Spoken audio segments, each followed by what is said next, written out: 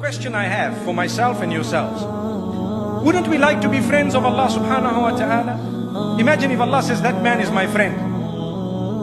Allahu Akbar. Imagine. Wouldn't you like to be a friend of Allah subhanahu wa ta'ala?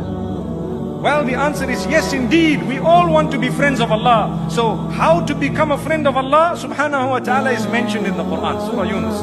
Allah subhanahu wa ta'ala says verses, and I'm sure a lot of us would know these verses by heart. Allah says, behold, indeed the friends of Allah subhanahu wa ta'ala, no need for them to fear nor grieve, not at all. And Allah subhanahu wa ta'ala says, this is verse number 62 of Surah Yunus and the two verses after that, they are the ones who believe and they have taqwa. That's all you need, two qualities.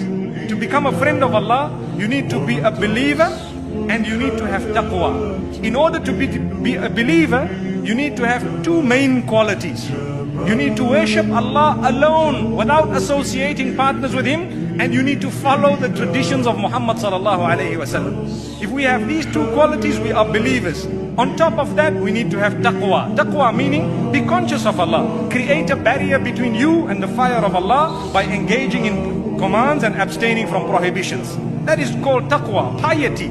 If you are a pious believer, you are a friend of Allah subhanahu wa ta'ala. So Allah says, such people, for them there is good news, glad tidings in this world as well as the next. In the narration, Rasulullah sallallahu alaihi wasallam says that Allah subhanahu wa ta'ala says, Man aada li waliyan faqad aadhantuhu bil harb. Whoever has harmed a friend of mine, I have announced war against him. This is what Allah says. And this is why we say, never ever harm people. You may never know who is the friend of Allah subhanahu wa ta'ala.